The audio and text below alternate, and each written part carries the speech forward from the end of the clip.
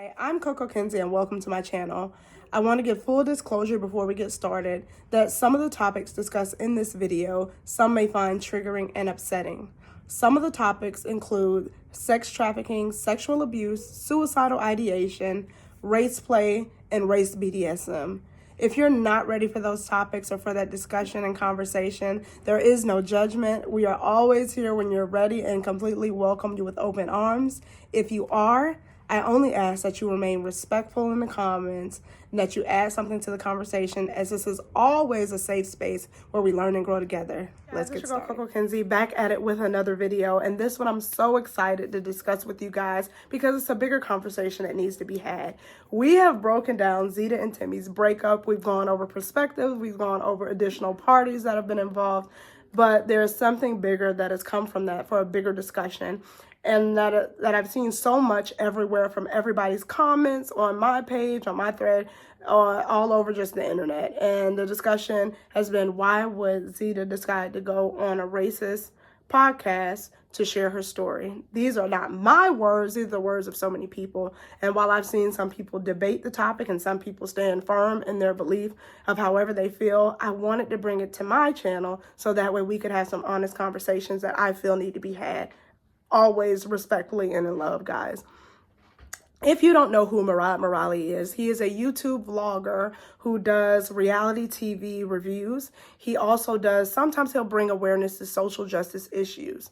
And particularly as it pertains to reality TV shows, he also a lot of times, he celebrates Black women or women of color, especially dark-skinned women, in spaces where they're not normally celebrated or disregarded, or they're not considered top tier. And he brings a space where women of color can come together and discuss and be excited and be hopeful in spaces, again, where typically there is little to no hope for us to win or move forward in the process of these shows. So he is definitely well regarded typically, or he had been prior to some allegations that were placed on him and pretty much labeled him a racist that came in over the summer, this past summer of 2022.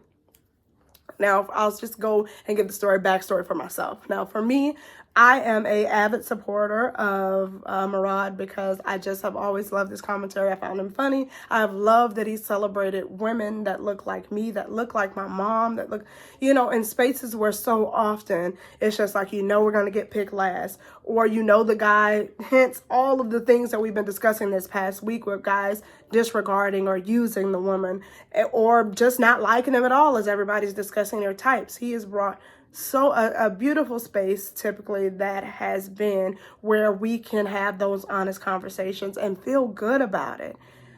So when the information that came out over the summer, I, like everybody else, was like, well, what is going on? I just heard about, I kept seeing all this stuff, but I just only seeing stories, word stories. I wasn't seeing any pictures or video or anything like that. So of course, as a fan, I looked into it more because I wanted to know my personality and who I am and what you will always, and I'll try my best to do on this channel. I always try to be fair. And just in life, I believe in knowing context, and that goes for anything. When I'm reading, when I'm watching a movie, I'm a geek. I'll say it all the time. I like to know and understand the context of what something is, because that can give a completely different meaning to a situation. When you have context and when you know where something is coming from, you can best understand it. I say the examples even as we listen to Zeta and Timmy, although there was definitely some BS in somebody's story. Ultimately, their stories were so similar, but it was different perspectives and it was said differently, but they were saying the same thing. So as we talk about Murad, when I went looking, the first thing I just saw audio.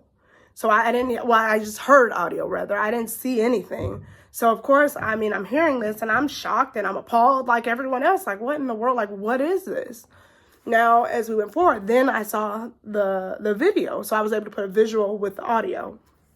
And for myself, I was like, well, this is, I could see how it can make one uncomfortable. That is not something I'm into, whether it be, foot fetishes or as we talk about race play or BDSM. That is not something that I'm into. But I also thought, okay, well, this is what he's into, which is his business. because it is a private thing and we don't know, I don't know what's going on in a whole lot of people's bedrooms. So I was just like, okay, well, this is, and I saw that when it was being spread, I saw videos where it was so many different races. It wasn't races of people. It wasn't just one race. So as much as I saw racial slurs about black people, I saw racial slurs about Asians, I saw racial slurs about white people, so it wasn't just one race, which for me, that made it a completely different experience. And that is what race play is. And of course, I know that can be broken down into a lot of layers, but overall, there are a group of people that are into that. So, okay. And I'll tell you, for one, I know somebody very near and dear to my heart, who you would never know. He's well respected, has a wonderful job, and I don't, and it's a private conversation that was had, because he's a friend and he talked about that's something that he's into. But again, you would never know. He is somebody who if I'm in trouble, like my husband or myself or my kids would call him. He's like an uncle to my children. So you always don't know, again, what is happening in people's bedrooms. A lot of people, for my God's sake, Carisha just discussed, Carisha Young Miami of the City Girls just discussed somebody pissing on her. And y'all all know she's not the only one who's into that kind of stuff. But people do strange things sometimes in their bedroom, which is their right and their business. But again, I understand how when we're not into certain things, how those type of things can make us feel uncomfortable. But Murad went on, because of course he was getting so much attention, he went on to give an explanation from it. He went on to give an explanation of what it was you were seeing and why you were seeing it. And in that conversation, he talked about being abused, being trafficked, and it leading to a life of homelessness and desperation, where he had nowhere to go, and where he was thrust into a life that he had already been thrown into by said abuser. And the disgusting thing for me that had hurt me the most, and I say disgusting, and I know everybody again has different perspectives, so I say this not to attack anybody, but I say this as somebody who has been abused. I cannot say that I have been trafficked, but I have been abused, and I have worked with youth who has been abused and who have been trafficked. So I know the stories. I know that the stories don't always look one way. I know that they don't always look like, as well. So a lot of times people have the idea of a van coming up, scooping up people and just throwing them out on the streets. That's one way, but it also can look so many different ways. So I heard this person telling their story, and I thought back to my own abuse and trauma, and I thought back to the people and the young people that I had worked with, and I was like, man, it takes a lot of courage, especially for a male to come out and be willing to have that conversation.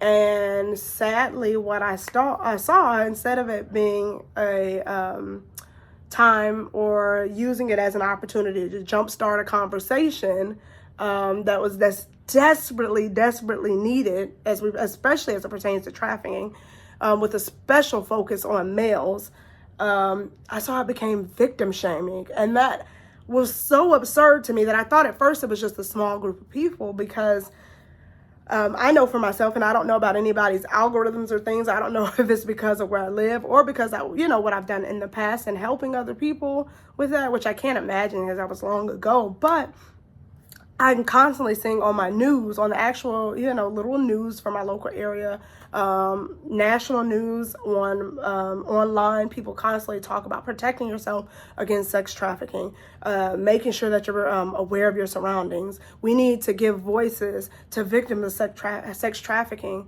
And it's just like, well, do we only give voices when the person looks a certain way or when they're acting a certain way? Or does everybody not deserve a voice? Oh my goodness. And this is not to shame anybody, but because they get shamed also. But we have slut shaming walks about what people are wearing, these conversations. But we can't have a conversation about a male who's telling you his experience, telling you his trauma. And yet it's like, I don't want to hear it. It's a racist. No, it's just the end. And that, to me, creates a bigger problem for so many people, especially males and then, and on top of it, you have Murad where his sexuality is brought into play as though that plays a part in your abuse. And it just became such a big thing that I thought was just so, so, so sad. And it would make other people who have been abused not want to come forward. And as we discuss trauma can look a lot of different ways for a lot of people. I think what a lot of people think, or what I've even seen in comments, was that, oh, well, that happened years ago. Well, why didn't he discuss this now? Or that happened in the trafficking, and then why did he continue the behavior? Well, trauma does not end just because the act ended.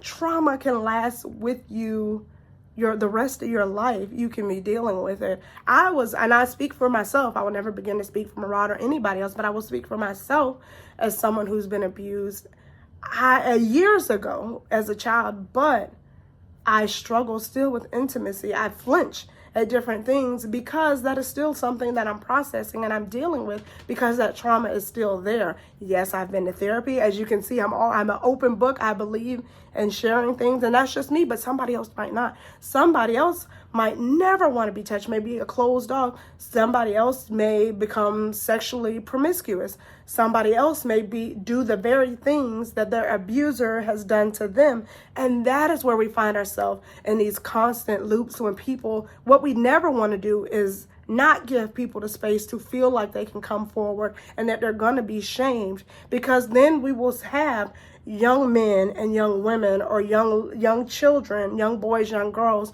who don't want to come forward, who feel like they're shamed, and they're walking around with this hurt, because there always may be trauma and there always may be some acting out, perhaps, but we can limit that by creating safe spaces where people feel like they can have the conversations about these type of things. It never crossed people's mind that even just as they're discussing things, discussing this with Murad, that this could push him to the brink of not wanting to be here.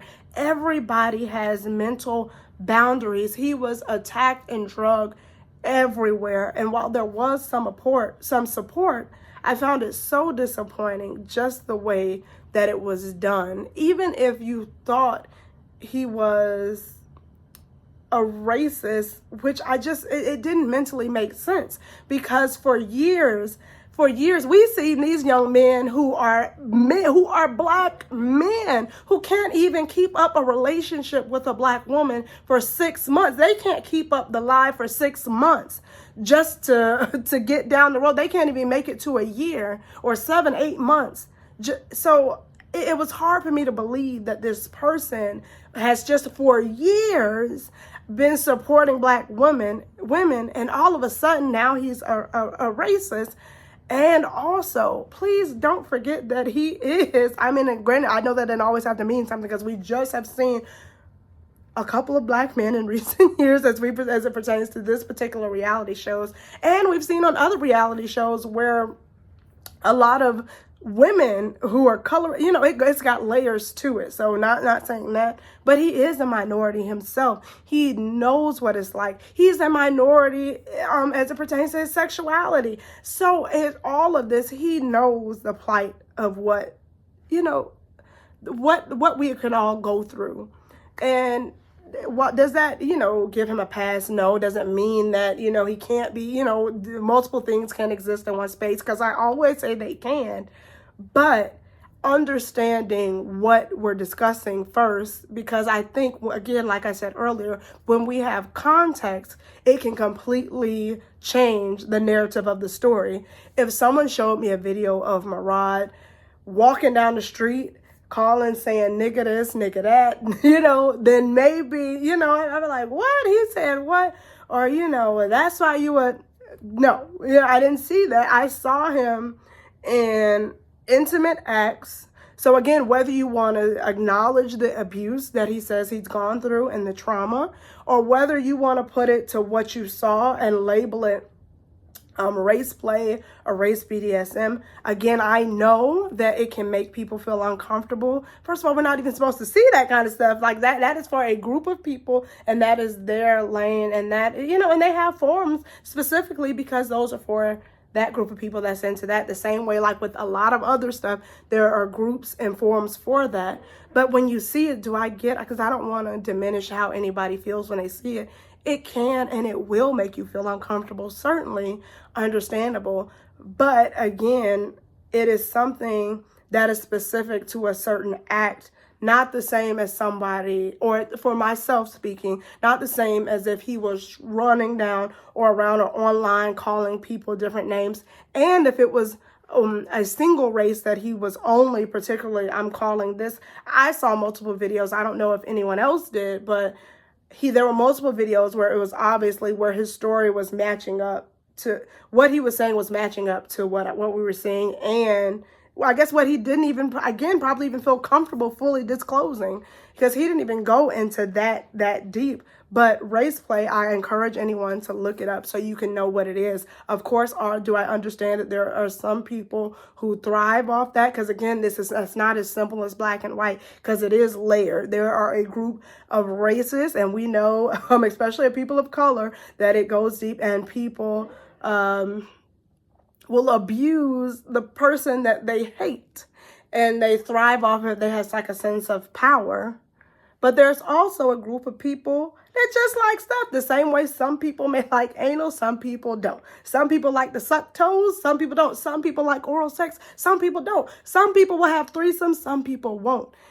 That is the reality of the world we live in. But until we step back and just stop canceling people, and I encourage it with any kind of situation that comes up, we have to stop being so quick to just cancel people without looking and checking the complete narrative first, because it leads to a very dangerous situation where we could be canceling the wrong people. We're losing allies, and we're losing voices that don't need to be lost. You guys let me know what you think in the comments. I know it may come with some flack. I know everybody's not going to agree. Completely fine. I get it. I just ask that we remain respectful. If you have a different perspective, let me know. But I hope this definitely encourages somebody who may be being abused that you do have a voice. Feel comfortable in saying it. There are people out there who are willing to listen, that will support you. If you need to come to my email, come cocokinsey9@gmail.com. I am a voice in listening, and I hope that this space continues to be a safe space for these kind of conversations, and that we encourage others and uplift them. You guys, I will be talking to you real soon. As always, I send you back so much love, and I'll be talking to you guys real soon. Peace, love, so many blessings.